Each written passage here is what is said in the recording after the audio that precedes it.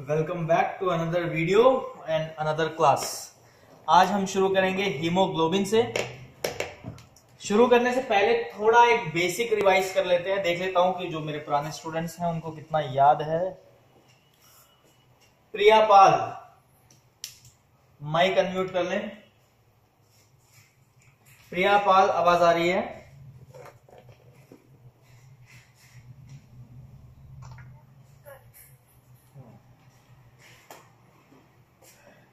Blood के कौन से पार्ट में हीमोग्लोबिन होता है? किस पार्ट में हमें हीमोग्लोबिन मिलता है ब्लड के?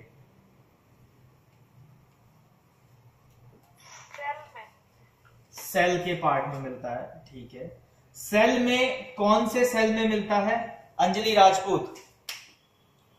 Red blood cell, RBC, red blood cell. Asif Ali, red blood cell में जो हीमोग्लोबिन प्रेजेंट है उसका फंक्शन क्या होता है? ऑक्सीजन ट्रांसपोर्ट, ऑक्सीजन को कैरी करना और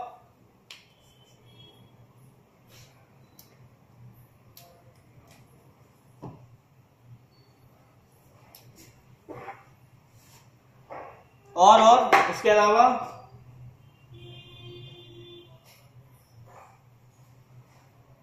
ऑक्सीजन का ट्रांसपोर्टेशन। और क्या बताया आपने? बस एक ही होता है अंजलि? इसके अलावा भी कुछ काम होता है हीमोग्लोबिन का? आरबीसी को कलर प्रोवाइड करता है। आरबीसी को, यानी आर जो रेड डिनोट किया जाता है, ये एचबी की वजह से ही डिनोट किया जाता है। रेड कलर, जो आरबीसी का रेड ब्लड सेल है उसको रेड कलर देने वाला, ठीक है, वो क्या है? आपका हीमोग्लोबिन ही होता है। अब थोड़ा और आगे बढ़ते हैं। इतना क्लियर हो गया है?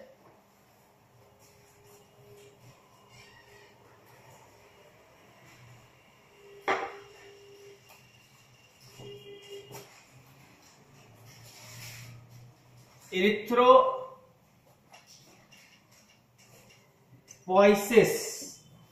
क्या होता है? एक बार बताएगा कोई? इरिथ्रोपोइसिस कौन बताएगा? अंजलि,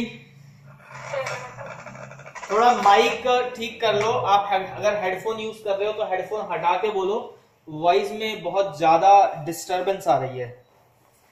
सर, इलेक्ट्रोफोरेसिस की डेफिनेशन बताओ या फिर ऐसे ही बताओ? पूरा जो जनरली बताओ इरिथ्रोपोइसिस के बारे में। सर, इलेक्ट्रोफोरेसिस मतलब कि आरबीसी का डेवलपमेंट एंड फॉर्मेशन। ठीक है, आरबीसी का डेवलपमेंट एंड फॉर्मेशन होना। इसका मतलब इरिथ्रोपोइसिस के अंदर हम लोग हीमोपोइसिस के बारे में भी जान सकते हैं। अगर बिल्कुल डिटेल में पढ़ें, अगर हम इरिथ्रोपोइसिस को स्टेप बाय स्टेप बिल्कुल डिटेल में पढ़ेंगे तो हमें यह भी पता लगेगा कि हीमोग्लोबिन कब आके उसमें अटैच होता है। क्लियर हो गया? Yes sir.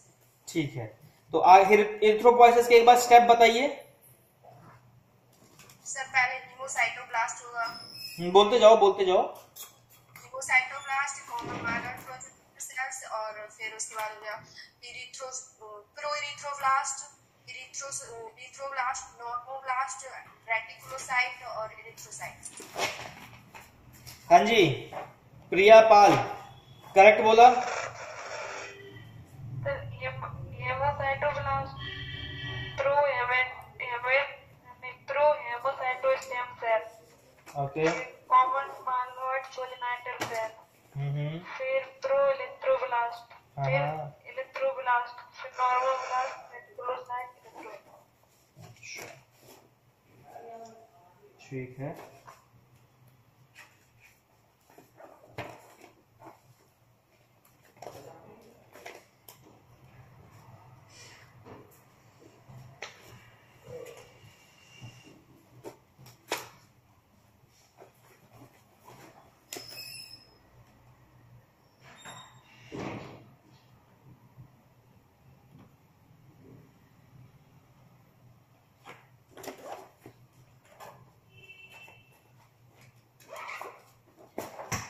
मैंने ये क्यों पार्ट रिवाइज करवाया, उसका मेन रीजन है कि आज हम हीमोग्लोबिन टेस्ट के बारे में पढ़ेंगे।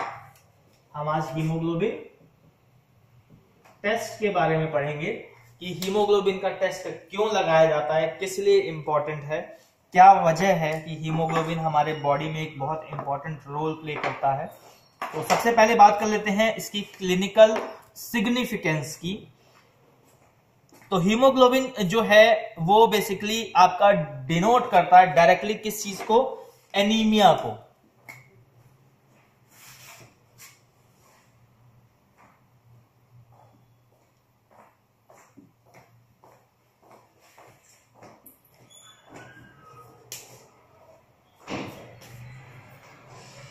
क्या डिनोट करेगा डायरेक्टली, आपके एनीमिया को डिनोट करेगा। अगर हीमोग्लोबिन मतलब कॉम्बिनेशन ऑफ, क्या है कॉम्बिनेशन, ऑक्सीजन, आयरन और फॉलिक एसिड, ये तीन मेन कंपोनेंट है हीमोग्लोबिन फॉर्मेशन के। याद रहेगा आसिफ अली, हीमोग्लोबिन कॉम्बिनेशन का जो मेजर तीन कंपोनेंट्स हैं वो कौन कौन से हैं?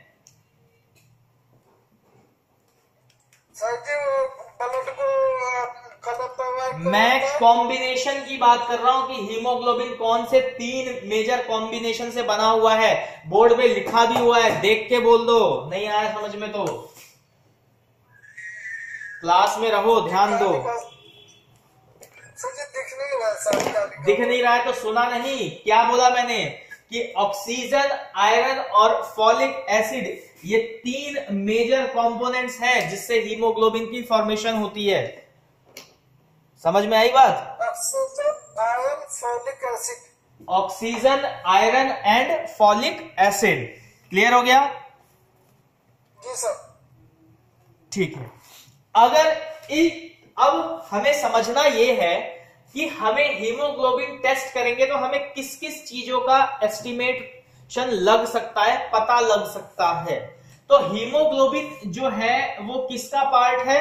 आरबीसी का पार्ट है। हीमोग्लोबिन किसका पार्ट है? आपके आरबीसी का पार्ट है। ये आरबीसी यानी जितने आरबीसी सेल्स होंगे उतने की कंसंट्रेशन में हीमोग्लोबिन भी मिलेगा। क्लियर हो गया? तो अगर आरबीसी कम हुआ तो हीमोग्लोबिन भी क्या होगा? कम हो जाएगा। अगर आरबीसी बढ़ा तो हीमोग्लोबिन भी क्या होगा? बढ़ जाएगा। अगर आरबीसी नॉर्मल है तो हीमोग्लोबिन भी क्या रहेगा? नॉर्मल रहेगा। कोरिलेशन समझो, उसके बाद टेस्ट बताऊंगा कि कैसे टेस्ट परफॉर्म किया जाता है, प्रिंसिपल क्या है, मटेरियल रिक्वायर्ड क्या होगा, प्रोसीजर कैसे किया जाएगा, सोर्स ऑफ एरर क्या होंगे, वो सारी चीजें बताऊंगा। लेकिन पहले कुछ बेसिक चीजें समझो हीमोग्लोबिन के बारे में। ठीक है?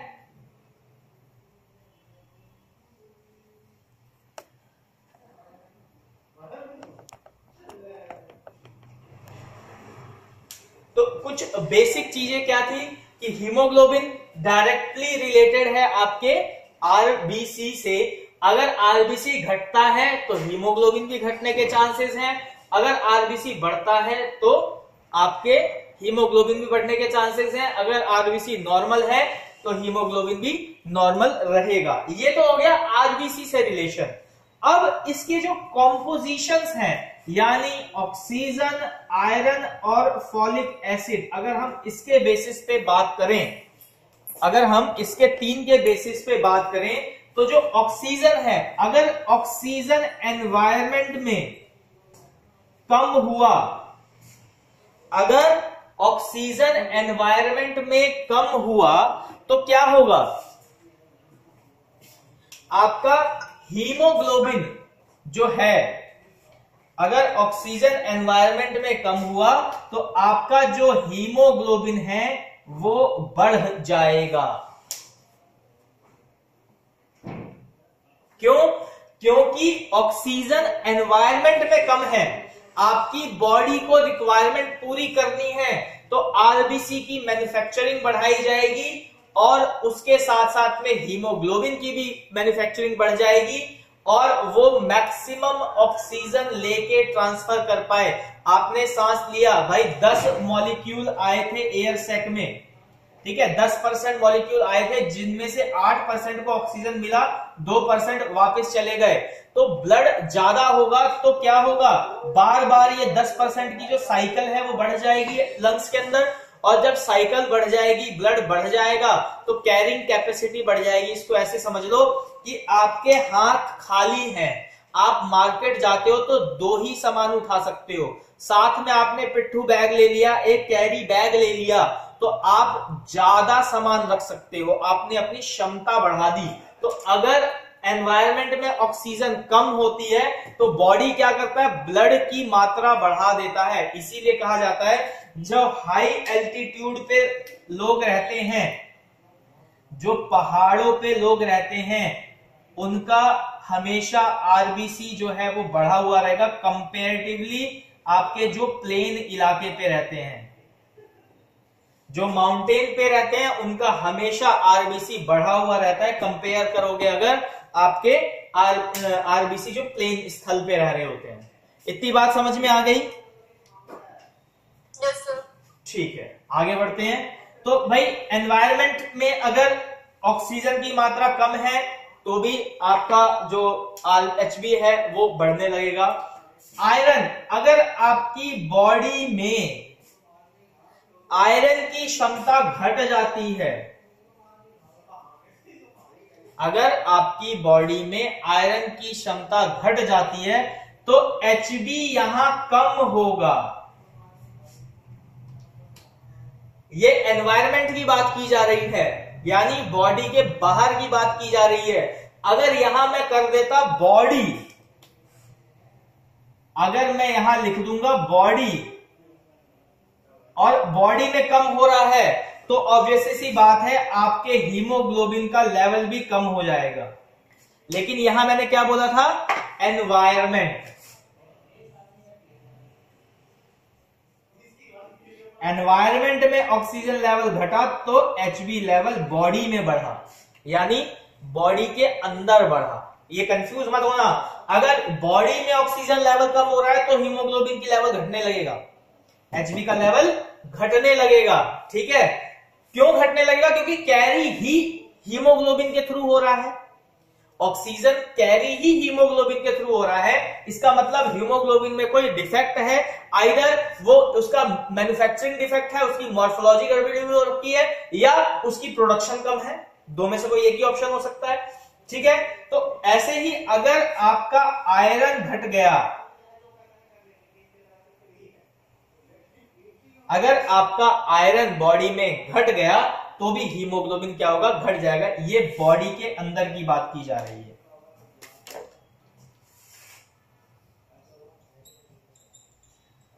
Inside the body. क्लियर हुआ, समझ में आई इतनी बात? प्रिया पाल, समझ में आई? Yes sir. ठीक है, आगे बढ़े। सर हाँ, अगर जैसे सर हीमोग्लोबिन की डेफिनेशन लिखनी हो तो कैसे लिखना है? वो भी बताऊंगा, हीमोग्लोबिन की डेफिनेशन भी बता दूंगा। पहले अभी प्रैक्टिकल फेज समझो। अगर आपको थ्योरेटिकली हीमोग्लोबिन की खाली डेफिनेशन लिखनी है तो लिख लो, चाहो तो बेशक लिख लो।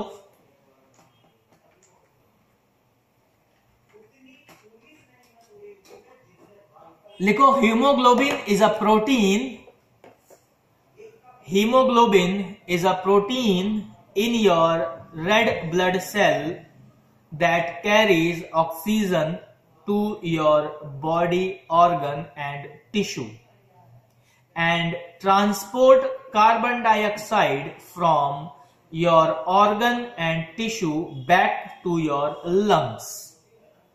क्लियर हो गया? मैं आप लोगों को साथ ही में ये चीज व्हाट्सएप कर दे रहा हूं, टेंशन मत लो। मैं आपको अभी साथ ही साथ में आपके व्हाट्सएप ग्रुप में अभी थोड़ी देर में ये अपडेट आ जाएगा।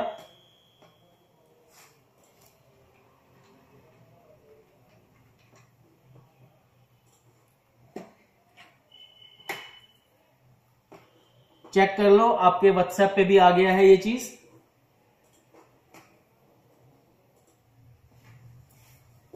चलो आगे बढ़ते हैं। तो आयरन तक का मामला खत्म हो गया। विनीत समझ में आ रहा है?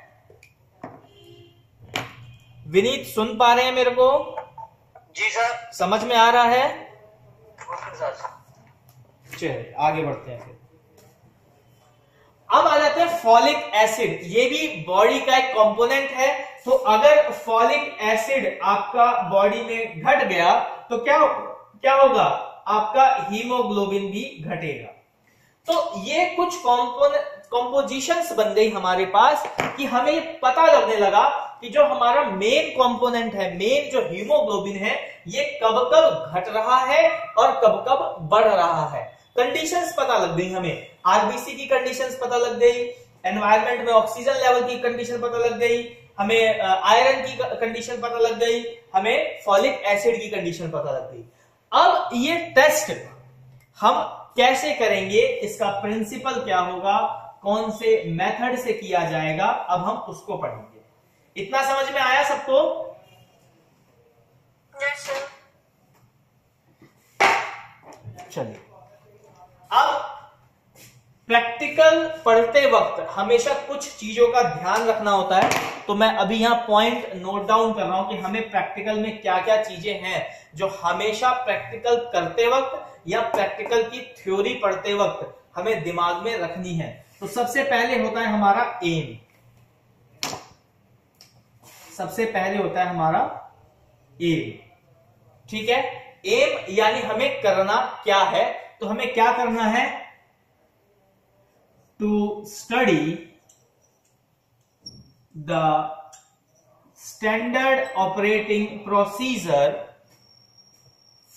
फॉर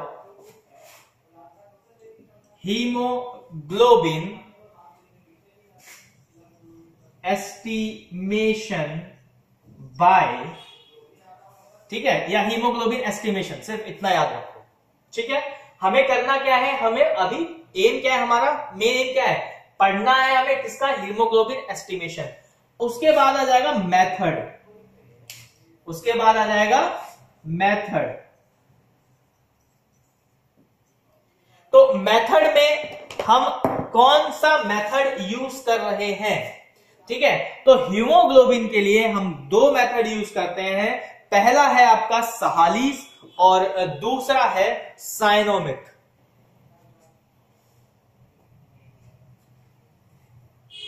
ठीक है, दो ही मेथड पढ़ने हैं आपको। तो पहला है सहालीस और दूसरा है साइनोमिक। एक मेथड और आजकल यूज होता है जो हमारा ड्राई बायोकेमिस्ट्री की तरफ से आया हुआ मेथड है। जैसे शुगर का टेस्ट किया जाता है, जैसे जेल क्रोमेटोग्राफी है, थिन लेयर क्रोमेटोग्राफी है, उसके बेस पे ये चीज की जाती है। इसमें क्या है, जैसे आपने देखा होगा नॉर्मली शुगर की मशीन जैसी एक आती है ना, वैसी एक मशीन होती है, उसके अंदर एक स्ट्रिप लगाई जाती है और उस स्ट्रिप पे जैसे ही 1 ड्रॉप आपका ब्लड आएगा तो रीडिंग जो है मीटर ऑटोमेटिकली कैलकुलेट करने शुरू कर देगा। ठीक है, तो वो वाला पार्ट अभी आपको पढ़ना नहीं है, ड्राई बायोकेमिस्ट्री की बेस पे नहीं पढ़ना। आपको जो पढ़ना है, सबसे पहला मेथड जो हम पढ़ेंगे सहालीस पढ़ेंगे।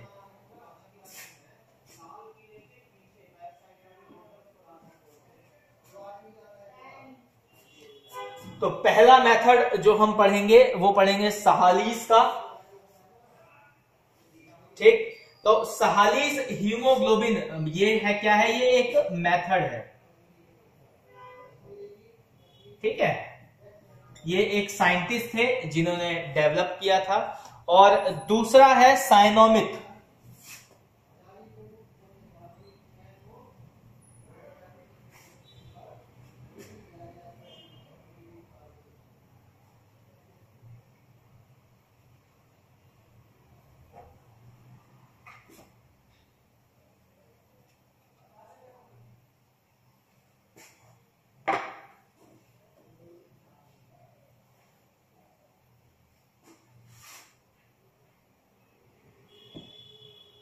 साइनोमिक हीमोग्लोबिन मेथड। ठीक है, एक हो गया आपका सहालीज हीमोग्लोबिन और दूसरा हो गया साइनोमिक हीमोग्लोबिन। शॉर्ट में लिखा हुआ है साइनोमिक को CYNMETHB, ठीक है, साइनोमिक हीमोग्लोबिन।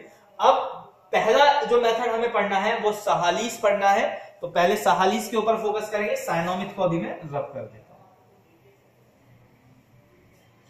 दोनों अलग अलग मेथड हैं, रिएजेंट दोनों में अलग यूज होता है, प्रोसीजर दोनों का अलग है। तो सबसे पहले बात कर लेते हैं प्रिंसिपल की। मेथड हो गया, एम हो गया, अब आ जाते हैं हम तीसरा जो हमें पढ़ना होता है वो होता है इसका प्रिंसिपल।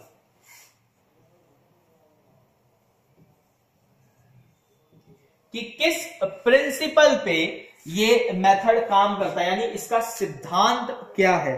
तो सिद्धांत क्या है कि जब ब्लड, एक रिएक्शन की फॉर्म में समझा रहा हूं, कि जब ब्लड N/10 HCl के साथ मिक्स होगा, जब ब्लड N/10 HCl के साथ मिक्स होगा तो क्या बनाएगा, एसिड हिमैटिन। ये ब्रिक ब्राउन कलर का मिक्सचर होगा, ठीक है। जब ब्लड N/10 HCl के साथ मिक्स होगा तो ये बनाएगा एसिड हिमैटिन, जिसका जो कलर है वो ब्रिक ब्राउन कलर मिक्सचर है। क्लियर होगी? इतनी बात समझ में आई? इतनी बात समझ में आई? ठीक है, अब आगे बढ़ते हैं। तो ये है इसका सिद्धांत। अब आ जाते हैं कि भाई इसमें सैंपल टाइप क्या चाहिए होता है, हमें कौन सा सैंपल चाहिए होता है हीमोग्लोबिन के लिए। तो आप EDTA ब्लड सैंपल ले सकते हैं, ठीक है, या फिर कैपिलरी ब्लड भी ले सकते हैं, ठीक है। आप EDTA ब्लड सैंपल भी ले सकते हैं या कैपिलरी ब्लड भी ले सकते हैं। EDTA ब्लड सैंपल लेने का तरीका क्या है, वेन पंचर, ठीक है, और कैपिलरी ब्लड का तरीका है कैपिलरी पंचर, ठीक है।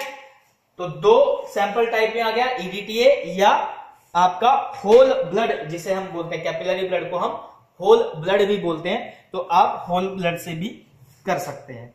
आगे बढ़ते हैं। इतना समझ में आया? आसिफ समझ में आया इतना? आसिफ अली समझ में आया इतना? जी सर। चलिए आगे बढ़ते हैं। उसके बाद आता है रिक्वायरमेंट, यानी मटेरियल रिक्वायर्ड। अब क्या क्या सामग्री हमें चाहिए, हर चीज को करने के लिए कुछ सामग्री चाहिए होती है। ये सारी चीजें किसके अंडर में चल रही हैं, ये सारी चीजें स्टैंडर्ड ऑपरेटिंग प्रोसीजर के अंडर में चल रही है, याद रखना, ठीक है। तो अब मटेरियल रिक्वायर्ड की बात करेंगे। तो मटेरियल रिक्वायर्ड में हमें क्या क्या चीजें चाहिए होंगी, मटेरियल रिक्वायर्ड में हमें क्या क्या चीजें चाहिए होंगी। तो एक जनरल इंट्रोडक्शन के लिए कौन बता सकता है, किसी को पता है? विनीत, HB सहालीज से करने के लिए, सहालीज मेथड से करने के लिए क्या क्या चीजें चाहिए होंगी, कुछ आइडिया है? सर N/10 HCl, ठीक है, N/10 HCl हो गया, और HB पिपेट चाहिए, HB पिपेट हो गया, और जो एक वो ट्यूब चाहिए सर। ट्यूब कौन सी? HB वाली सर। HB वाली। चलो एक अब कॉमन सी चीज हमें समझ में आ रही है इतनी सी देर में ही, कि हर चीज में HB का सामान चाहिए। तो क्या हम रिक्वायरमेंट में लिख सकते हैं सहालीज ट्यूब, सहालीज पिपेट, सहालीज हीमोमीटर? नाम याद हो गया, सहालीज पिपेट, ठीक है, सहालीज टेस्ट ट्यूब या ट्यूब, या सहालीज मीटर, ठीक है, हीमोमीटर। तो ये 3 तो सहालिस से रिक्वायर्ड हो गया। उसके बाद क्या चाहिए होगा, मिक्सिंग रॉड चाहिए होगी। क्या बोल रहा हूं, मिक्सिंग बोल रहा हूं, तो वो रॉड के हेल्प से ही होगा, तो मिक्सिंग ग्लास रॉड चाहिए होगी। ठीक है, कलर मैच करना है क्योंकि मीटर है, तो इसका मतलब ट्यूब भी है और मीटर भी है, पिपेट भी है, इसका मतलब कोई चीज का कलर मैच हो रहा है। तो कलर मैच हो रहा है तो डिस्टिल वाटर चाहिए होगा डाइल्यूट करने के लिए। क्यों, क्योंकि मिक्सचर बन रहा है, मिक्सचर बनाने के बाद डाइल्यूट भी तो करके देखोगे कि भाई कलर कब मैच होगा, तो क्या चाहिए होगा, डिस्टिल वाटर चाहिए होगा। ठीक है, और हमने पहले ही बोल दिया कि भाई केमिकल कौन सा यूज हो रहा है, तो N/10 HCl, तो N/10 HCl यूज होगा, हाइड्रोक्लोरिक एसिड यूज होगा। कौन सा, डाइल्यूशन फॉर्मेशन में N/10। ठीक है, N/10 का मतलब यहां पे होता है 1% वाला। ठीक है, क्लियर हो गया।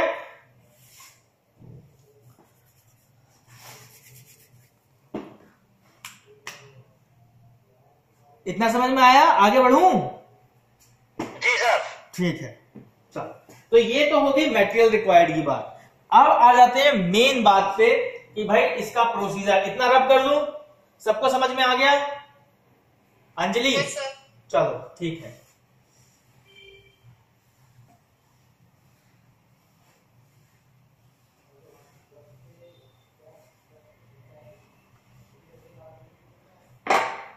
अब बात करते हैं इसके प्रोसीजर की।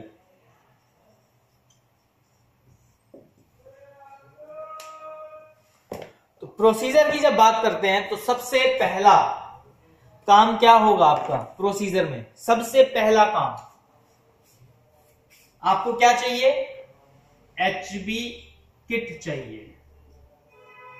ठीक है, जिसके अंदर सहालिस पिपेट, सहालिस ट्यूब, मिक्सिंग रॉड, ठीक है, हीमोमीटर, N/10 HCl सॉल्यूशन का एक बॉटल पूरा किट होगा।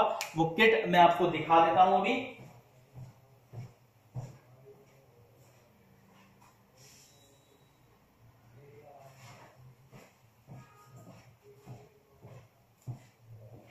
ये किट आपको चाहिए होगा सहालिस का। ठीक है, इसके अंदर सारे मटेरियल्स हैं, सहालिस किट चाहिए। उसके बाद क्या करोगे आप, उस किट में से चीजें यूटिलाइज करना शुरू करोगे। तो सबसे पहले आप सहालिस ट्यूब लोगे और उस सहालिस ट्यूब में सबसे लोवेस्ट मार्क 2 तक N/10 HCl फिल करोगे। ठीक, उसके बाद क्या होगा, उसके बाद आप उसमें सहालिस पिपेट की हेल्प से, सहालिस पिपेट की हेल्प से 20 माइक्रोलीटर उसमें मार्क रहता है, ब्लड सैंपल लेने के बाद उसमें पोर कर दोगे। ठीक है, 20 माइक्रोलीटर ब्लड सैंपल। ठीक है, तो आपके पास ट्यूब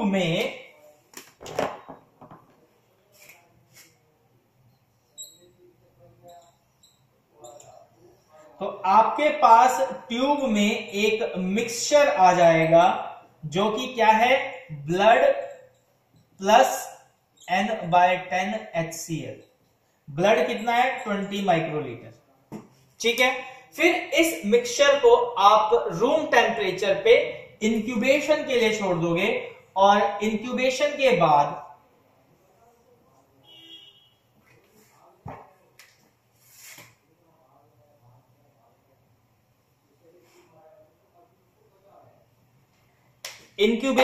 बाद जो आपका चौथा स्टेप है, ठीक, उसमें क्या करोगे आप, उस मिक्सचर को डाइल्यूट करना शुरू करोगे। क्या करोगे, डाइल्यूट करोगे। डाइल्यूट कैसे करते हैं, तो ड्रॉप बाय ड्रॉप आप क्या करोगे, डिस्टिल वाटर मिक्स करोगे। क्लियर हो गया? ठीक है, हाँ जी, ठीक है। जैसे ही वो डाइल्यूट होना शुरू होगा और जो आपकी मिक्सिंग रॉड है उससे आप उस डाइल्यूशन को प्रॉपर मिक्स भी करोगे और हीमोमीटर की हेल्प से हीमोमीटर की हेल्प से जो कलर है आप अंदर वाली ट्यूब के कलर के साथ मैच करोगे, नेचुरल लाइट या कोई भी आपकी सोर्स ऑफ व्हाइट लाइट। याद रखना, सोर्स ऑफ व्हाइट लाइट से ही आप चेक करोगे कि कलर मैच हो रहा है कि नहीं हो रहा है। इसकी एक वीडियो सहालीज मेथड की मैं एक बना के आप लोगों के लिए रख दूंगा, जिसे आप देख सकेंगे इजीली कि कैसे ये टेस्ट परफॉर्म किया जाता है। ये पूरा प्रोसीजर था कि आपको सहालीज हीमोग्लोबिन कैसे करना है। सबको समझ में आया? एक बार मुझे बता दें। विनीत को आ गया। अंजलि राजपूत, क्या आपको समझ में आया? Yes sir. आसिफ अली, समझ में आया? Yes sir. प्रिया पाल, आपको भी समझ में आया?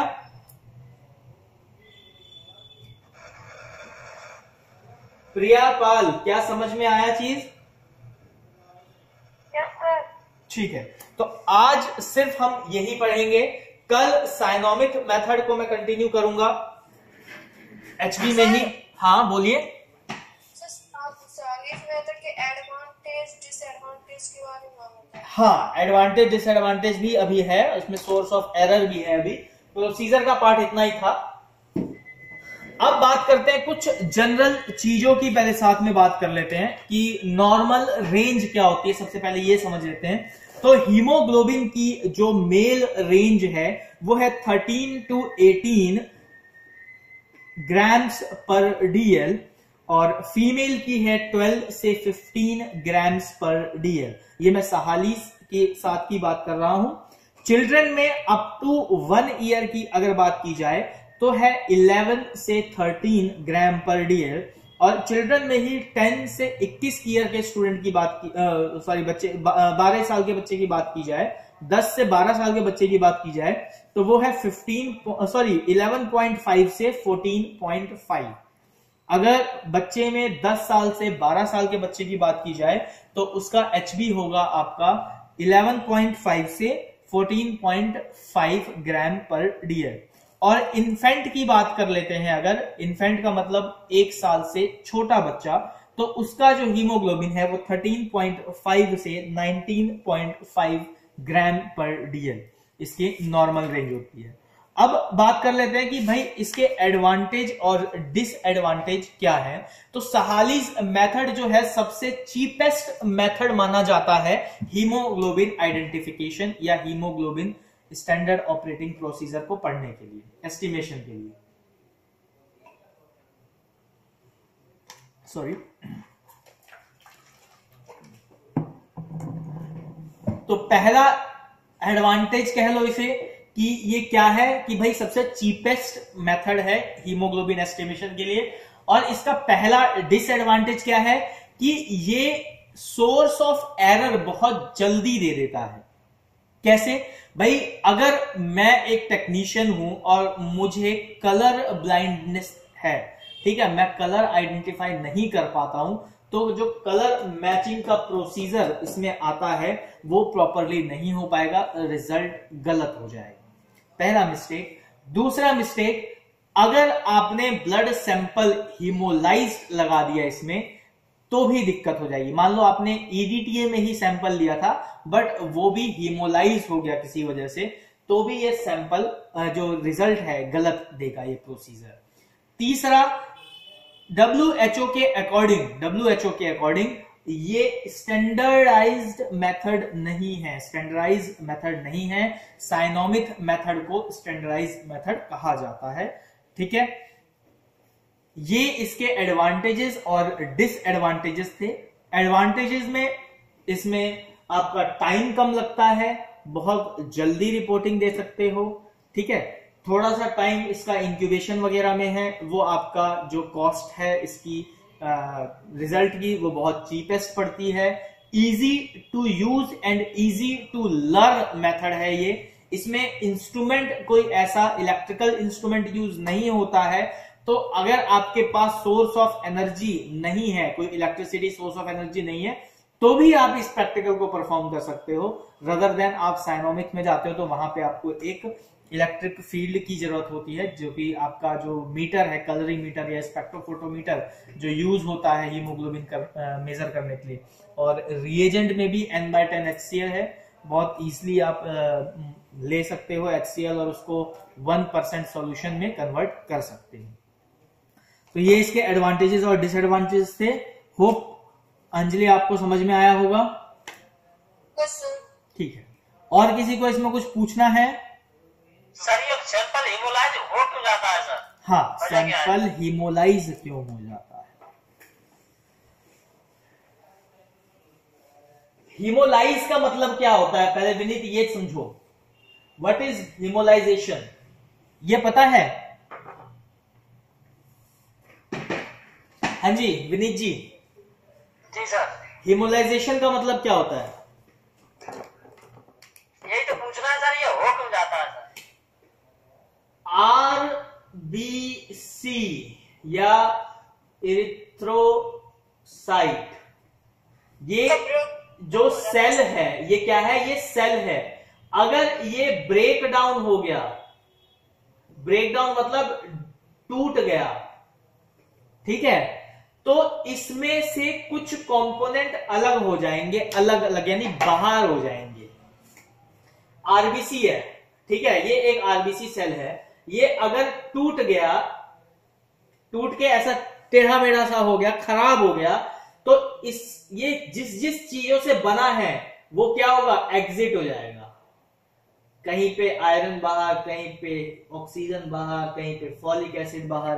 तो ये आरबीसी टूटने से रेड कलर की पिगमेंट आपके सैंपल में, प्लाज्मा में आ जाती है। आपका जो सैंपल प्लाज्मा होता है ना, उसके अंदर चली जाती है, ठीक है। तो जब रेड कलर पिगमेंट ही बाहर निकल गई, और हीमोग्लोबिन पूरा डिपेंड करता है रेड कलर पे, ठीक है, कलर ही तो फॉर्मेशन हो रही है सालीज में, तो अगर उसके कलर कॉम्पोजिशन ही बाहर निकल गए, डिस्ट्रॉय हो गए, तो आपका रिजल्ट ऑटोमेटिकली खराब हो जाएगा।